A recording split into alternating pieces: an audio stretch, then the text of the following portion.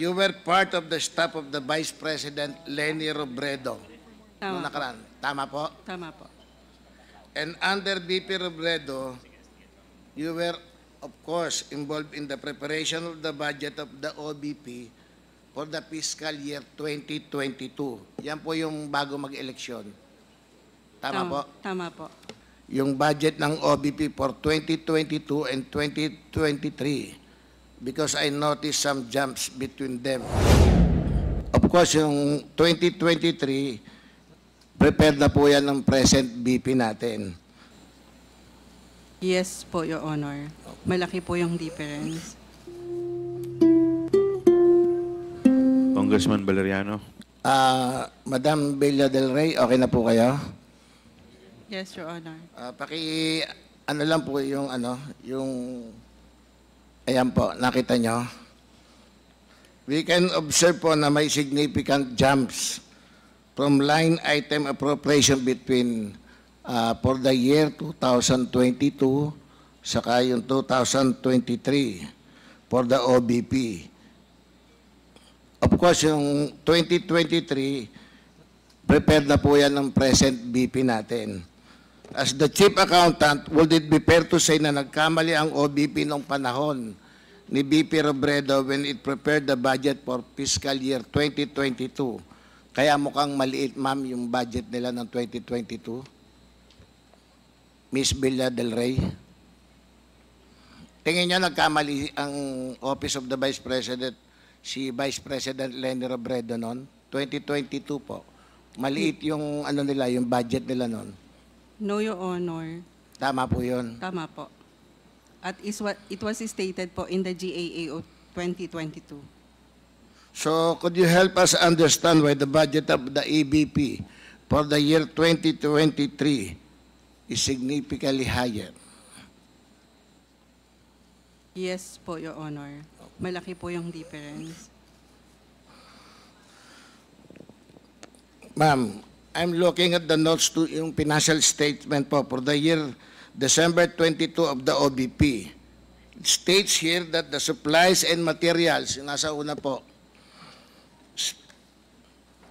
supplies and materials expenses amounted to 53,483,463.47 for the year 2022. Habang ayon sa GAA 2022, 45,821,000 ang budget allocation ng OBP for supplies and maintenance. Clearly, above the budget allocated na po ang OBP for 2022. Tama po, lumagpas to sa budget allocation. Tama po, Your Honor. Ito Per ma'am GAA. yung kalahati na po siya na no? June 30, July 1.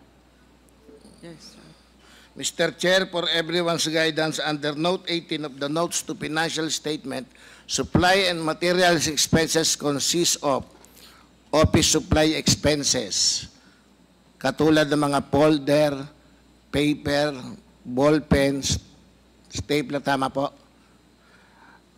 Welfare goods expenses, ang kasama dito ay mga ayuda o relief goods katulad ng bigas, delata at tubig.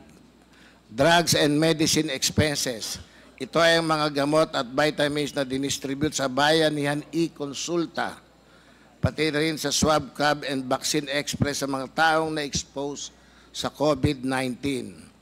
Medical, dental, and laboratory supply expenses. Ito naman ay ang mga personal protective equipment o PPE na ginamit natin at pinamigay noong COVID-19. Semi-expendable machinery and equipment expenses and other supplies and material expenses.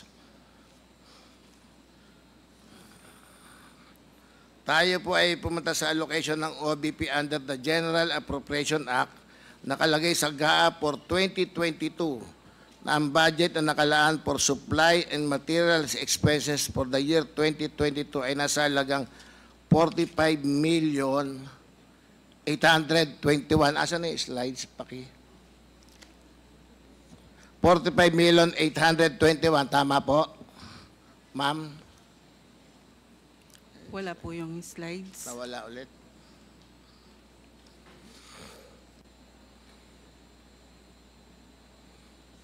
Yan po.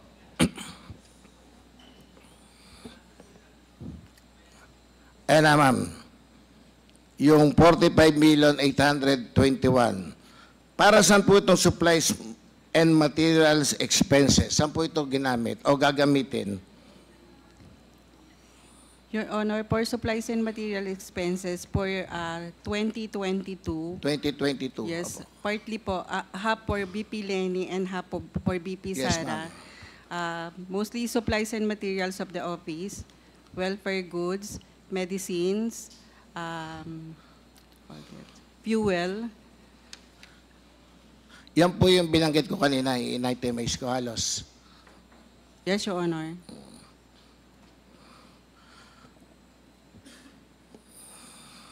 Kapag tinignan mo yung GAA o yung General Appropriation Act for 2023 naman, ma'am, ang nakalaan na budget for supplies and material expenses for the year 2023 ay nasa halagang 272,230,000. Tama po ba yun? Tama po, Your Honor. Ibig sabihin, tumaas ng approximately 494%, halos 500% po ang pondo na inallocate para sa naturang supplies and material expenses. Tama po? Tama po. Almost 5 times more money was allocated for the same expenses. Bakit tumaas ang halaga ng supplies and materials expenses for the year 2023? Ma'am, can you please give us an explanation to this item? Sir, can I Sige po.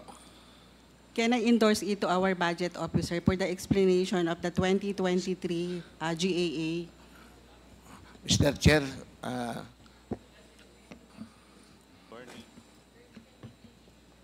I think, Mr. Kelvin, you're recognized. Thank you, Mr. Chair. Mr. Chair, before I respond to the question, can I just read my opening statement supposedly? Kaso hindi ko na lang po na-submit prior to the hearing today. This is very short lang po. Did you submit your opening statement? No, no sir.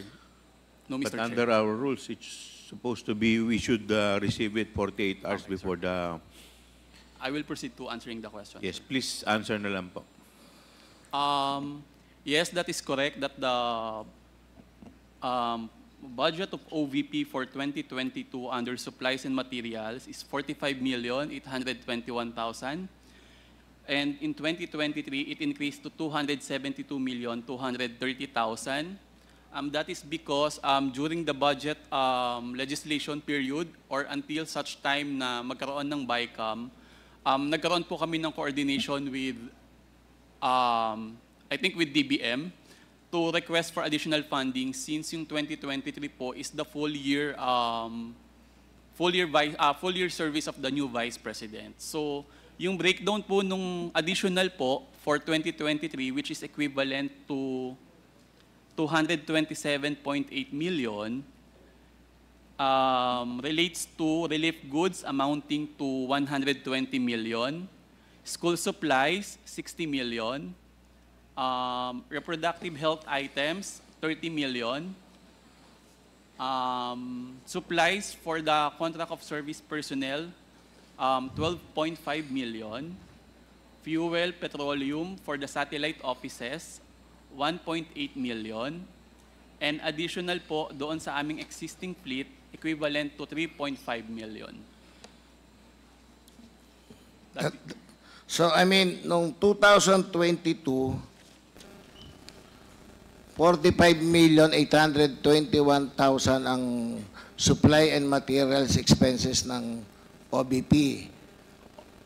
Yes, Mr. Chair. Ang nagamit is 53,483,463.47. Based on the COA report, but I have different data po, sir, because I am... Sige, sir. Anyway, pagdating ng 2023, ang nirequest nyo na is 272,230,000. So, hindi naman siguro to pwedeng i-attribute sa inflation, di po ba? Yes, sir. Yes, Mr. Chair. That's correct. Sige. So, kay Ms. Villa del Rey po ulit. May bago bang empleyadong hinerang OBP sa at the time ni pagpasok ni BP Sara? Yung po ba yung dahilan kung bakit tumaas ng almost 500% yung budget? Marami bang bagong employee yung dala-dala? Ano po?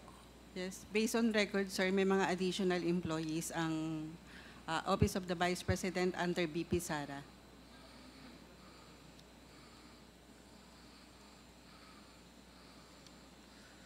Ma'am, masasabi niyo po ba kung ano basihan itong budget na to, yung 494% increase noong 2023? Your Honor, considering yung mga bagong projects ng Office of considering the new projects to be implemented by BP Sara and the new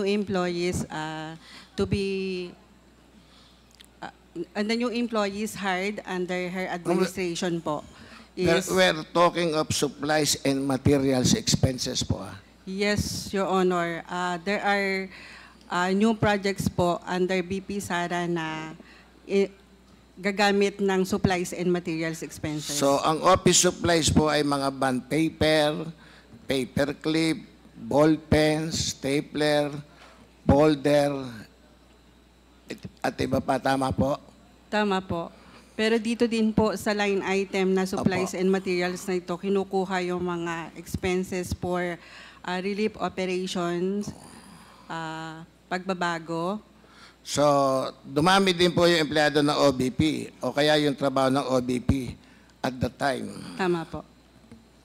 So, sabihin natin na dumami yung mga satellite office po, nagkaroon, nadagdagan. Tama po. Nadagdagan po. Pero ma'am, 500% ang increase ha. Wala ba kayong limit sa paggamit po o pag-procure ng mga office supplies o call to ng Vice President? Based on the PPMP, Your Honor, and the annual procurement plan, together with the work and financial plan prepared by each implementing unit, Your Honor.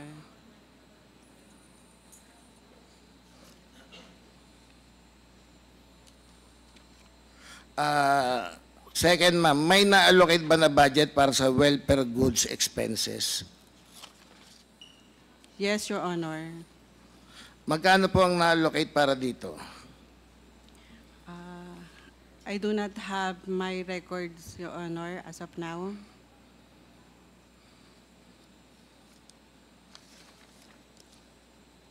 Ang para saan ang welfare good expenses po? Ano yung niya, specific niya? For relief operation, Your Honor. So relief. So ang sakop ng welfare goods ay mga ayuda tulad ng bigas, canned goods, damit. Tama po? Rice and canned goods and Opo. other items po, not clothes. So kapansin-pansin na ayon sa audit report ng COA, noong 2022, ang pinakamalaki na gastusin ng OBP ay nagmula sa welfare goods expenses na nagkakahalaga ng 19,597,581.50. To recall, sa mga panahon na iyon, meron pa po tayong COVID noon sa bansa. Ngunit ngayon, masasabi po ba na lagana pa rin ng COVID-19 na kailangan gumastos ng ganito kalaki? So ano ang basehan ng OBP sa paghingi ng malaking halaga ng welfare goods expenses po? Andyan po, 19,597,581.50. Ma'am. Your Honor, as far as I can remember, lifted na po ang pandemic. Wala na po, that dineclare time. na rin ni President Marcos na lifted na. Sino po ang nag-spearhead ng mga relief operation ninyo kung saan ginastos yung mga nakalista puro sa welfare good expenses? Yan po yung mga ayuda. Yes, Your Honor. Under the Special Projects Division as well as our Disaster Operations Center, Your Honor. Sa Med Department po talaga. Yes po. Si BP Duterte po ba nagde-determine ng final amount ng budget to be requested? as far as I know, Your Honor. As far as you know. So, alam po ni VP Duterte yung mga paggagastosan. Tama po? Tama po. Nag-allocate din ba ng budget para sa drugs and medicine expenses, ma'am? Magkano yung na-allocate? Ayun po.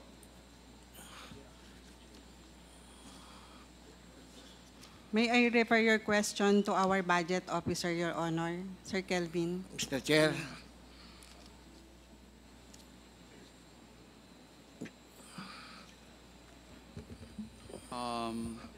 For Mr. the Kelvin, you're recognized. Kelvin, you're recognized. Thank you, Mr. Chair. For 2022, under drugs and medicine expenses, based on the submitted financial accountability report, the allocated amount was 1.6 million. Again, di ba 1.7?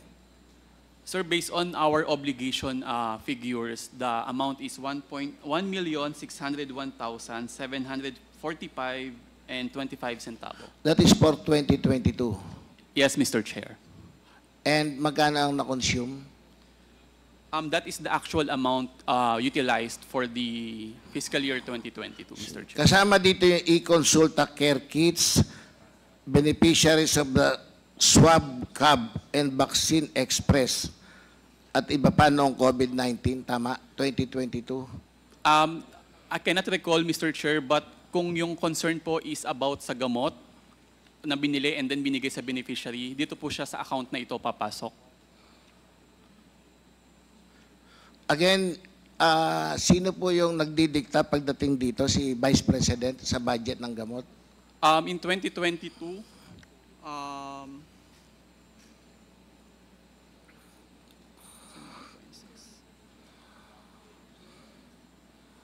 the bulk of the, out of 1.6, sir, Mr. Chair, 1.57 million was utilized or obligated From January to June 30, magkano na-utilize doon sa 1 point?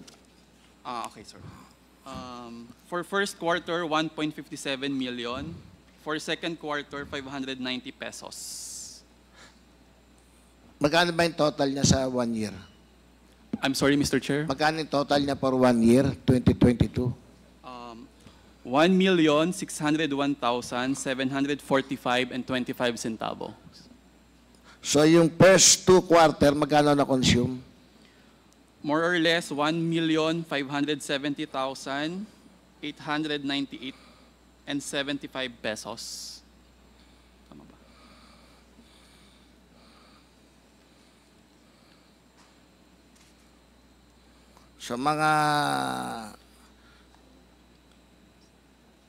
So yung 12 million na-consume ng 2 quarter, July to December, tama? July to December, yung remaining po na 13,874 and 16,981.50 centavo. Okay.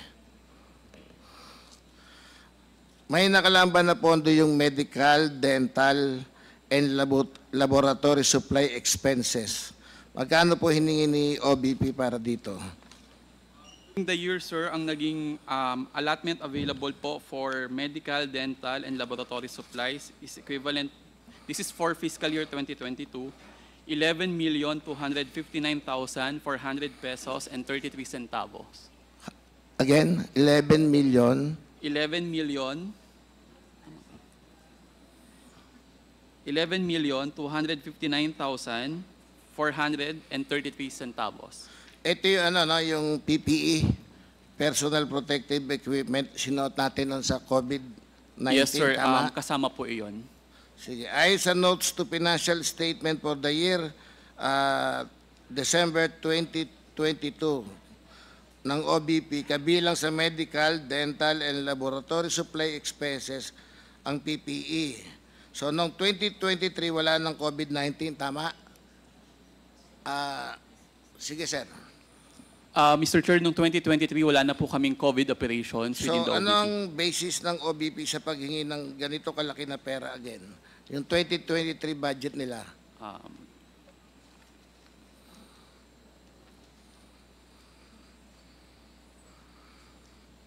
Mr. Chair, for 2023, under medical, dental, and laboratory expenses, Magkano yung 2023 budget nila dyan?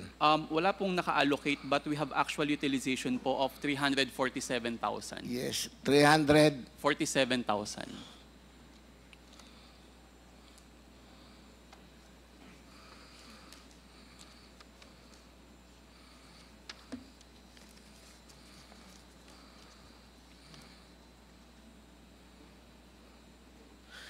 Yun doon naman tayo sa fuel, oil, and lubricant expenses. Magkano nakalaan na budget dito? Ayon sa note financial statement ng December 2022 ng OBP, ang fuel, oil, and lubricant expenses ay tumaas dahil sa pagdami ng motor vehicle sa operation ng OBP. Madam Villa del Rey, tama po? Tama po, Your Honor. Alam niyo po kung ilan ang mga motor vehicles ng OBP noong 2022? I don't have my number, Your Honor, with me today. Wala. Ito pong 2023, alam niyo po kung ilan? Same, Your Honor, wala po ako. The same, wala. So, ano po ang naging basis ng OBP sa paghingi nila ng budget na to?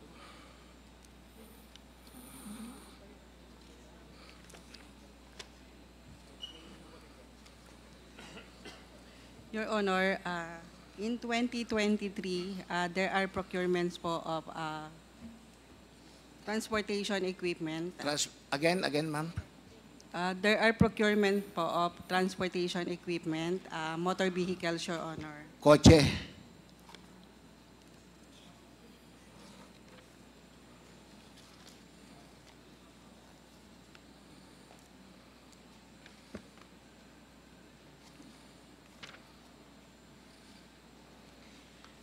I cannot recall, Your Honor, the specifics of the procurement. Pero 500% halos ma-increase ha. Meron pa bang ibang items na nakapaloob doon sa supplies and material expenses maliban doon sa na-itemize ko po?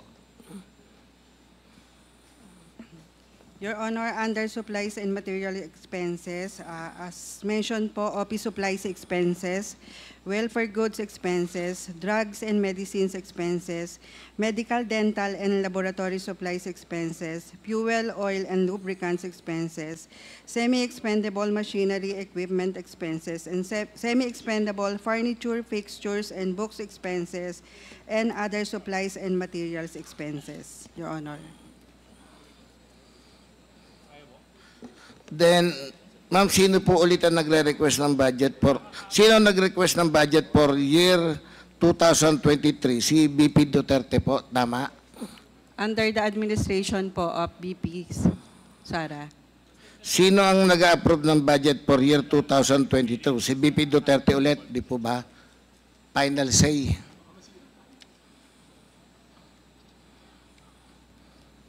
I cannot recall po who is the signatory of the final proposal. Pero ma'am, siya ang nag-approve ng budget, so siya rin yun.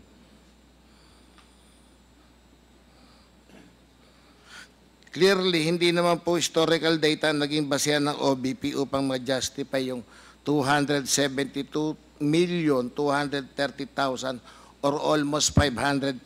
To be exact, ma'am, 494% increase in budget allocation for 2023. Kasi kung historical data ang magiging basehan, sobrang laki ng difference between the amount actually spent by the OBP in supplies and material expenses in 2022 from the amount allocated po ng OBP to the same line item in 2023. Ano kaya yung dahilan, ma'am? Ba't ganun kalaki yung allocation ng 2023? Meron kayong idea? Your Honor, based on the new projects of the Vice President as well as for the creation of the 10 satellite offices.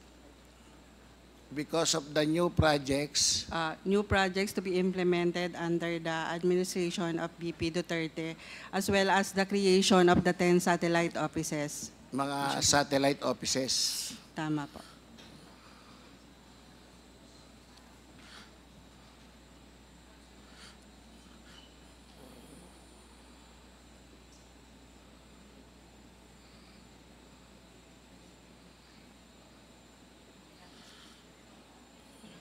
Okay, ma'am, ano pong mga materials o gamit na binili nyo for the year 2023? Under what category nyo binili yun?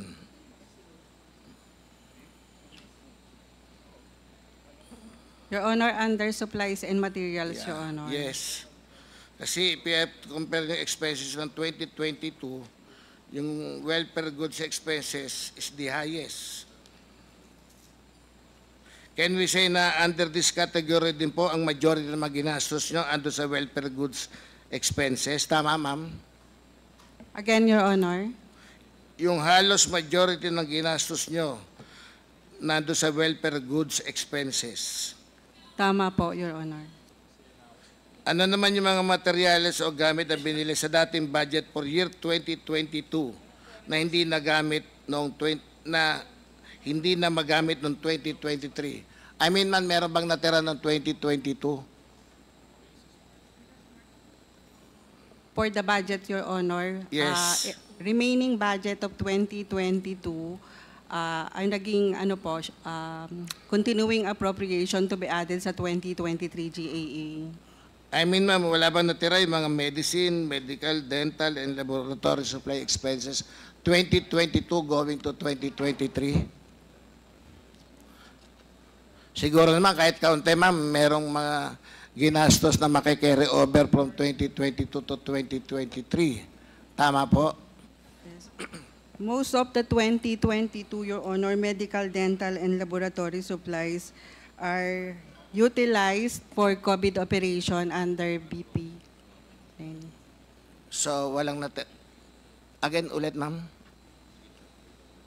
Most of the medical, dental, and laboratory supplies expenses disbursed in 2022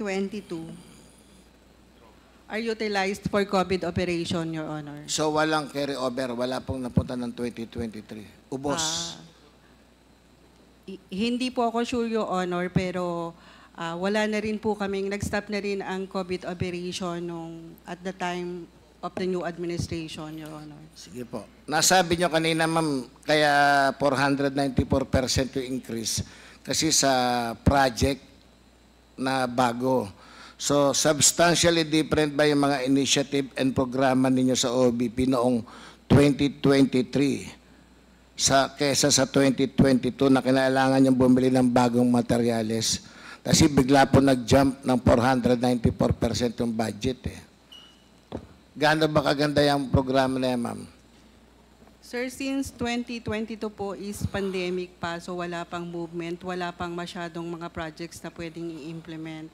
That is why po, nung pumasok ang new administration, nag-end na ng pandemic, there are new projects na pinopose under the new administration. Ma'am, noong 2020 ang pandemic po hanggang 2022, tama? Yes, Your Honor. Noong 2019 po ba, wala pang pandemic? Malaki Wala. rin ang budget ng OBP noon? Wala pa po. Wala po akong comparison ng 2019. Your Pero Honor. sa experience niyo po, ma'am, ito bang 2023 is the highest budget compared to the previous annual budget?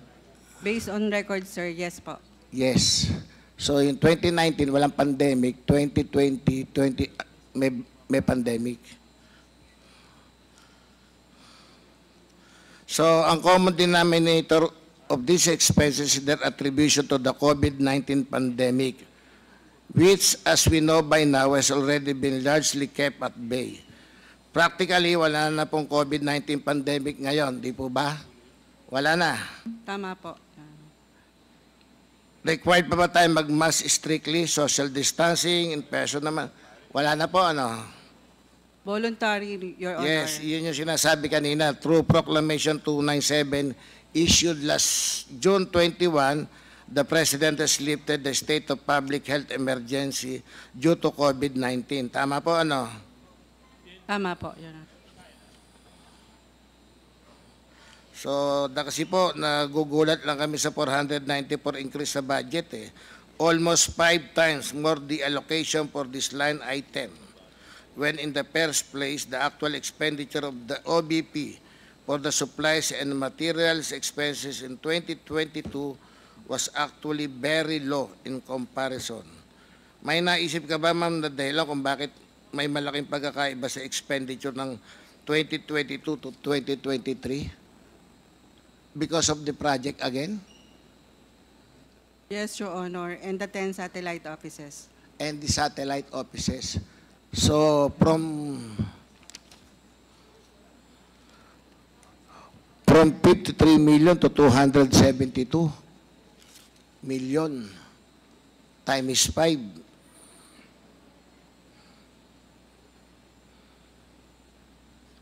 Ma'am, what are the different materials that year 2023 needed to procure from the materials procured from by the year 2022 budget? Was there a significant price difference between then and now?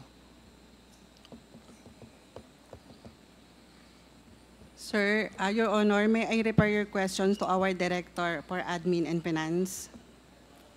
Mr. Chair. Attorney Sanchez, Thank you, Mr. Chair. you are recognized. Thank you, Mr. Chair. Your Honor, as mentioned by our Chief Accountant, there were new projects of the OVP in 2023, namely the Pagbabago Campaign, A Million Learners and Trees Program. For the Pagbabago Campaign, Your Honor, Slowly, ma'am. Ano yung bagong project po? Pagbabago Campaign, Your Honor. Pagbabago, Campaign, A Million Learners and Trees Program, Your Honor. a million Learners and Trees. and it costs 150 million? For the Pagbabago Campaign, Your Honor, around 90 million.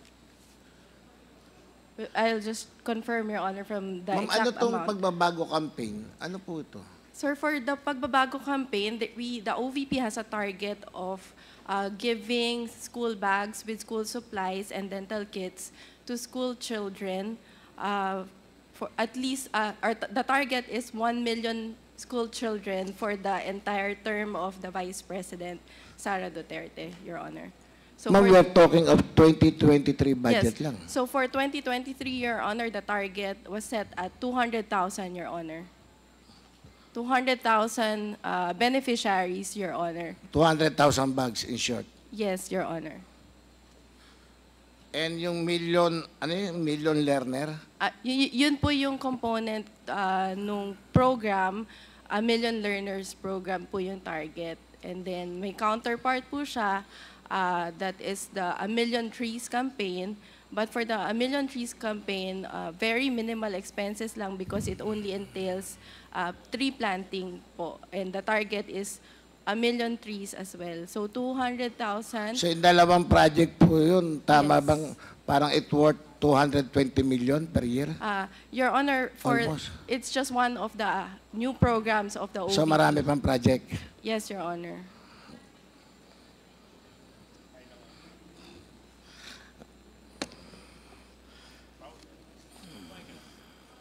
Mr. Chair, this increase in supplies and materials expenses is extremely alarming.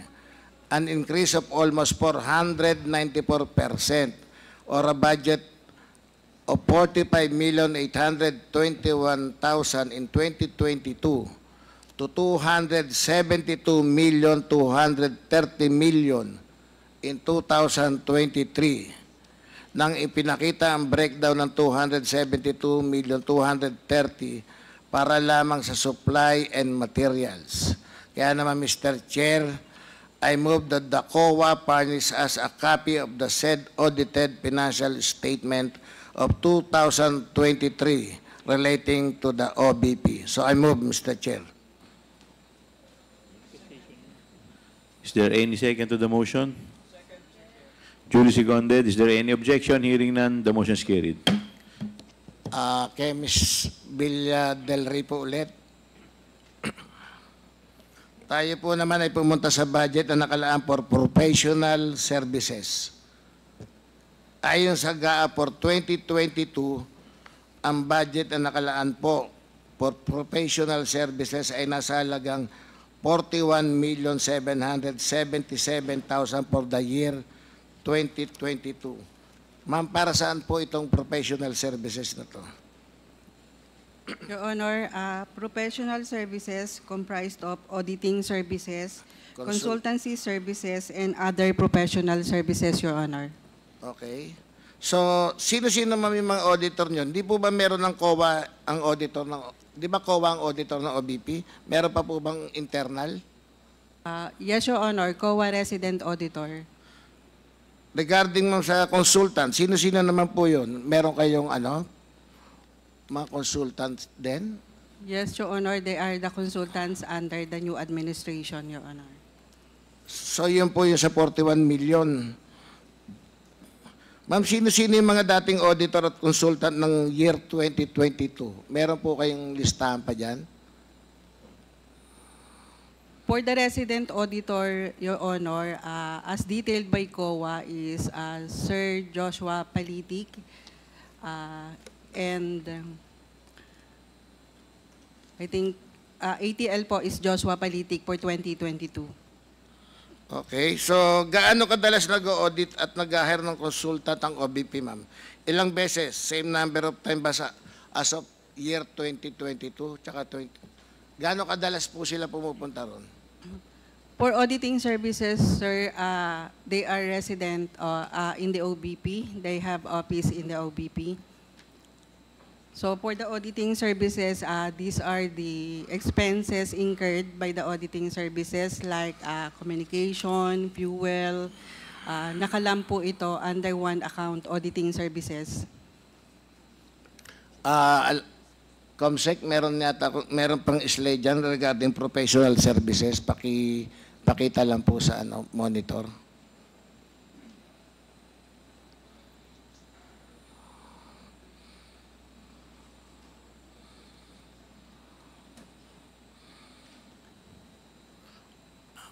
Ayan po.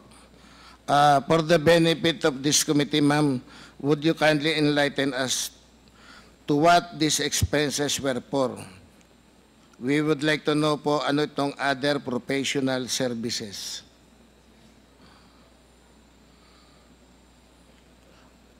Madam Bella Del Rey. Yes.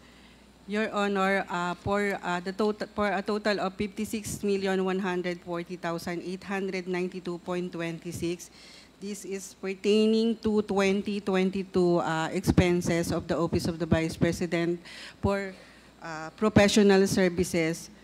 For the 74,990,000, Your Honor, it is not the amount indicated in our audit report. Magkano po yung sa audit report niya?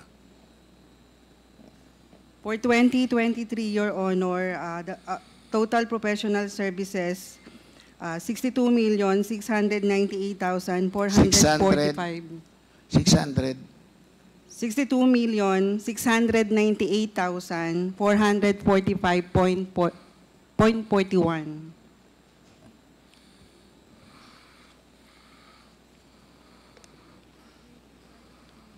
Sige, ma'am. Ano po yung ibig sabihin ng other professional services?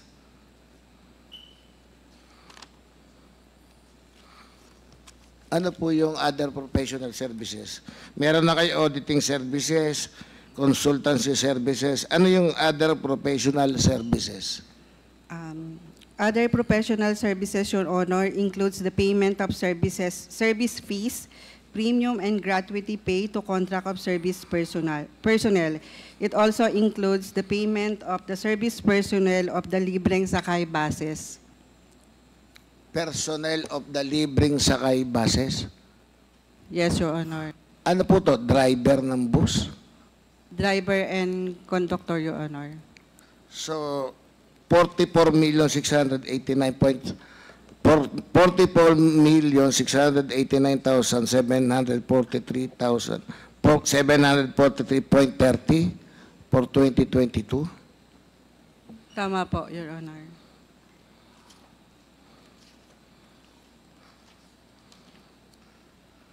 Okay. Do you agree with me, ma'am, that the term other professional expenses is necessarily vague? Kasi Tinanong ko pa nga eh. Professional expenses, ma'am. Other professional services.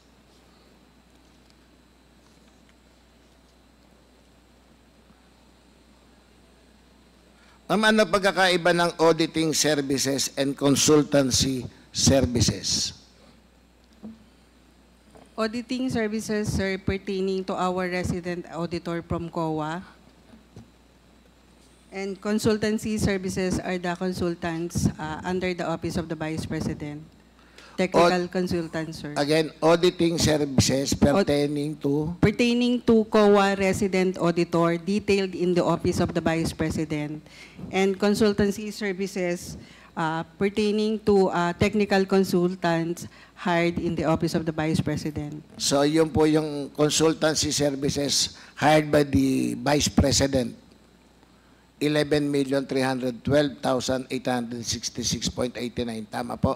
Tama po, for 2022, Your Honor. For 2023, tama po ni amount na yun, 23 million plus. For 2023, Your Honor, auditing services, 216,368,000. 216,368, and for consultancy services, a total of 3,447,502 pesos and 19 centavos, Your Honor. Mr. Chair, I would like to manifest that it appears here that the OBP engaged other professional services, which contains the biggest expenditure out of the line item under professional services for 2022, amounting to 44,689,743.30. Nakakapagtaka, Mr. Chair, kung saan pinaggastosan ang professional services maliban sa auditing services and consultancy services. Ayon din po sa notes to financial statement, the total expenditure for professional services for the year 2022 was in the amount of 56,140,892 pesos and 96 centavos, which is higher than the allotted budget for the same year. Ibig sabihin, lagpas ang OBP sa budget. Tama po, Ms. Villa del Rey?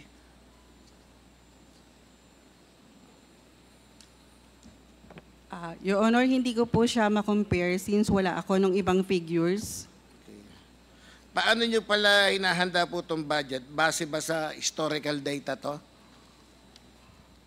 May I refer your question, sir, to our budget officer? Mr. Chair? Mr. Kelvin, you are recognized. Thank you, Mr. Chair. Mr. Chair, with regard to the preparation of budget, one of the consideration is the historical cost Historical of the OVP. data. And then second is if we have required additional COSPs or to expand yung manpower pool Sige po. ng OVP. Yun lang muna. Ano ibig sabihin ng historical data?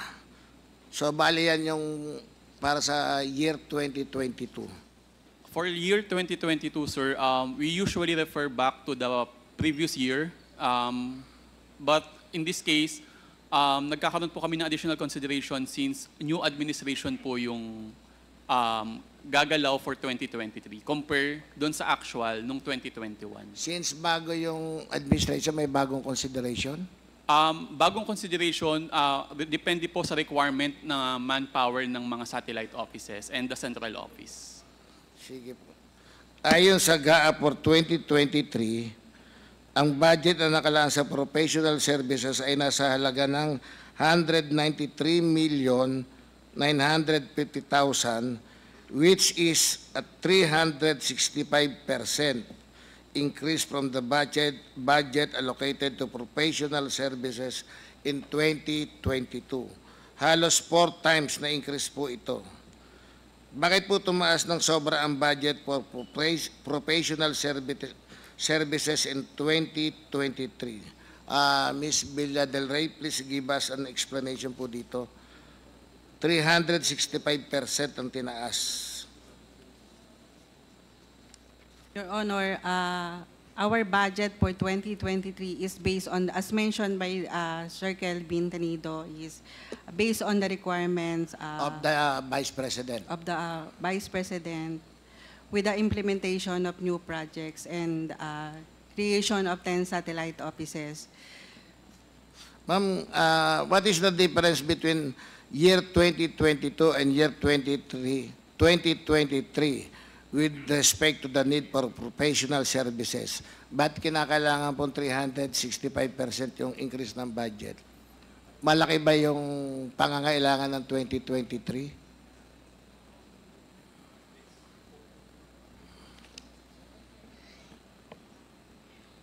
Yes, Your Honor, with the creation of 10 satellite offices and the limited plantilla positions available in the Office of the Vice President, we have to hire personnel under contract of service.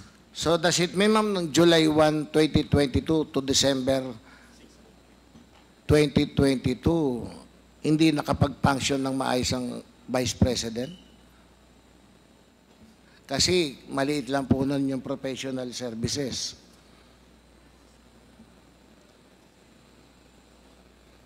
I'm sorry, Your Honor, hindi ko po kayang sagutin. Wala akong mga available figures for comparison, Your Honor. 56,140,892.96 po ang COA report ng 2022, while in GAA 2023, 193,950,000, which is 364%. So I mean, nung July 1 po, 2022, bagong administration na yon. Anyway, ma'am, what projects did the OBP have that are supposedly different from what the previous OBP had? Almost all of the projects of the under the new administration is new, Your Honor, because under previous administration, the focus of projects is COVID operations. Nung 2022 COVID operation. Yes, Your Honor. So noong 2023, maraming project, kaya 365% increase in professional services, or will cost around 3 times more than what was actually spent in 2022. Tama ba, ma'am? Tama po. Bakit marami po kayong na-hire na consultants noon? Noong 2023? 2023, sir, is few consultants only, more on contract of service personnel, Your Honor. Again? For consultancy, Your Honor, only few consultants were hired. Most charges under the professional services are from personnel under contract of service. Contract of service. Tapos, bakit po kayo nag-hire ng auditor kung mayroon namang COA? Ano pang ino-audit po ron? No, sir. Hindi po kami nag-hire ng auditor. Ang auditing services po na nandito is for the expenses incurred ng COA resident auditor sa OBP. Okay. Mr. Chair, habang umuusad ang ating discussion tungkol sa pagwaldas ng OBP ng pera ng taong bayan, dumarami ang mga katanungan at ni isang sagot o paliwanag ang ating hindi natin nakukuha. Kagaya nito, gumastos ng mahigit 44 million ng OBP sa other professional services na hindi man lang pinangalanan ng OBP. As far as I am concerned, and I believe the Filipino people agree, is that aside from auditing and consultancy services, there is no other professional services needed by the OBP. If indeed such professional services were not tainted with fraud or malice, then the OBP should have at least provided an item describing such. Mr. Chair, nakakaduda ito. Hindi lamang barya yung 44 million na pinagpagura ng taong bayan para lang gastahin ng basta-basta ng OBP. Ma'am, dito naman po tayo sa susunod na line item, financial assistance.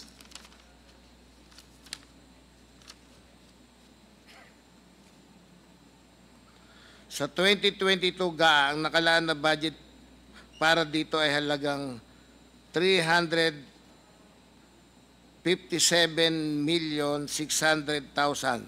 Tama po?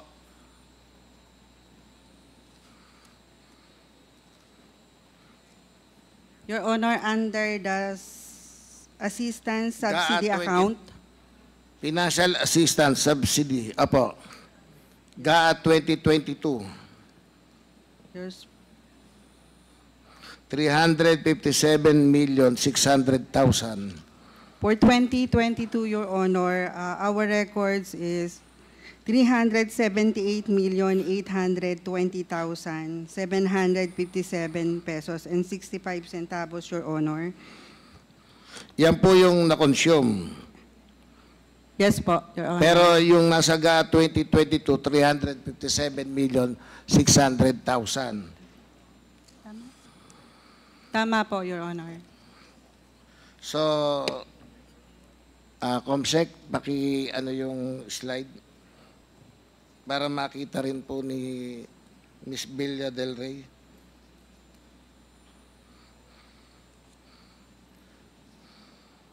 Ayon sa note to financial statement for 2022, yung assistance subsidy amounted to 378,820.6 for the year 2022.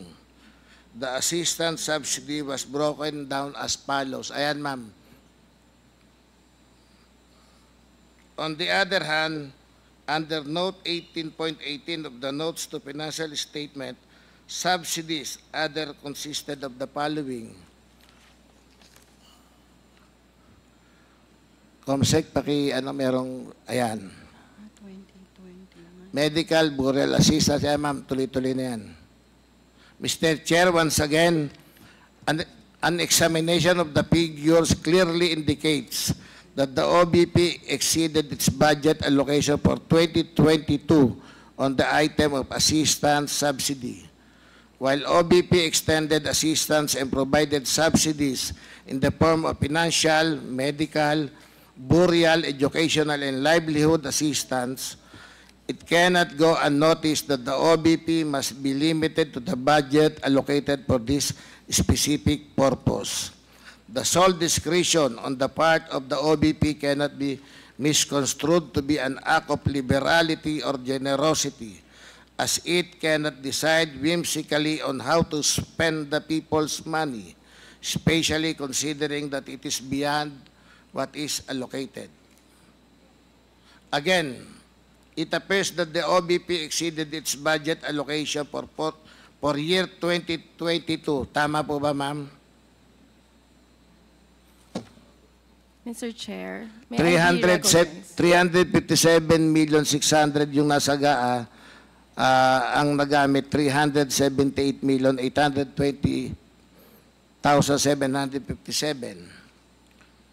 What is the pleasure of Attorney Sanchez? Mr. Chair, may I be recognized to respond to the question, Your Sige Honor? po. Oh, sige, you are recognized. Yes, thank you, Mr. Chair. Mr. Chair, for 2022, we received a supplemental budget from the DBM covering financial assistance and subsidy, Your Honor.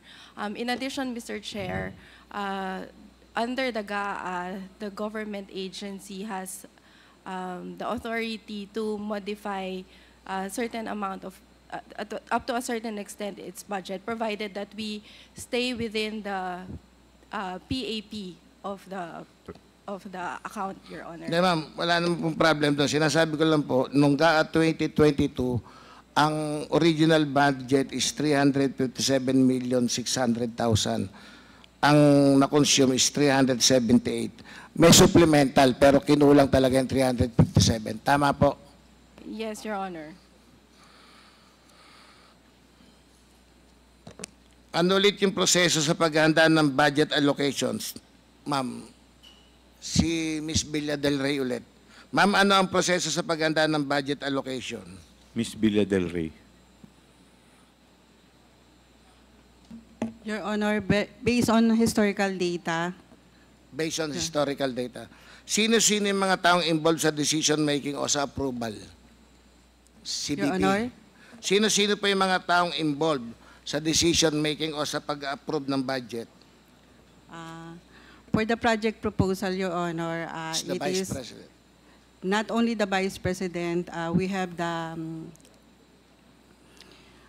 Budget Officer, we have the Planning Officer, and with the Director for APSO, and also the top management, Your Honor.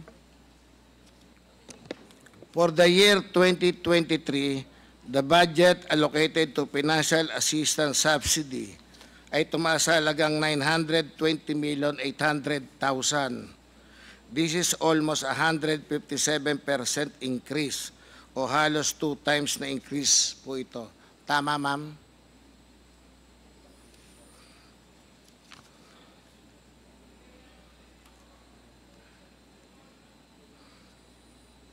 Tama po. More or less, Your Honor. Again, ma'am, kindly give us an explanation as to why the amount allocated for this line item in 2023 differ substantially from the amount allocated to and actually spent by the OBP in 2022. Masyadong malaki.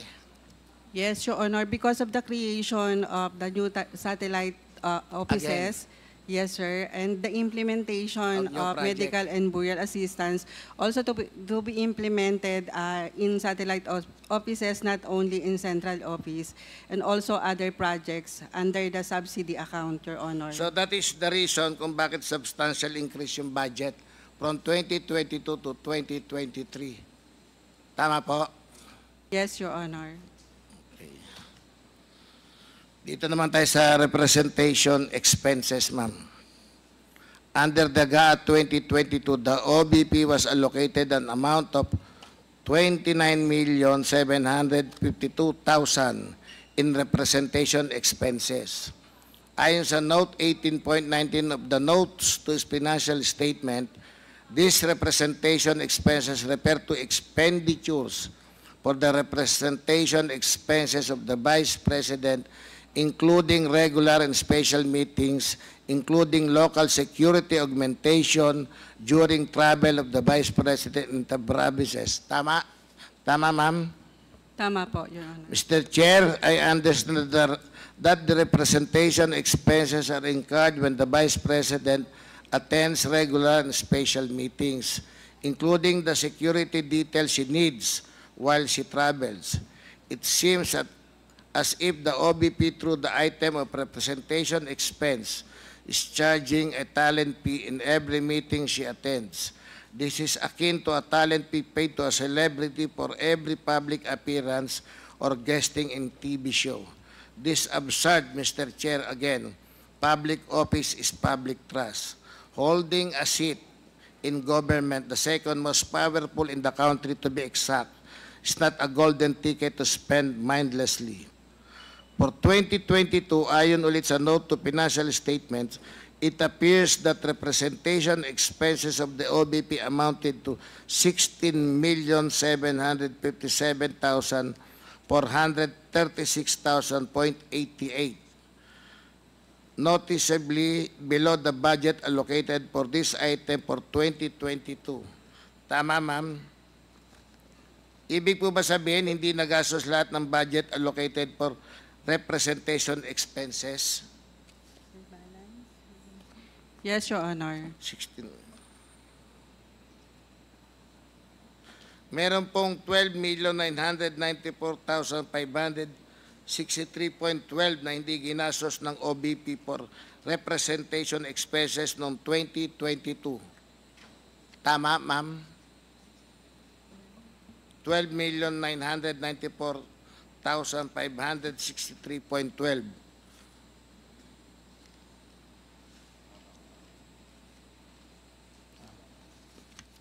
Tama po, Your Honor. Nevertheless, despite the fact that OBP did not spend what it anticipated to spend in 2022, sa GAA 2023, ang nakalaad na budget for representation expenses became 79,310,000 or an increase of approximately 168% from last year's budget. Ano po yung basihan nyo rito? May natirang representation expenses ng 2022 and yet sa 2023 mas malaki yung request nyo, 168% compared to 2022. Sige, tapos mo.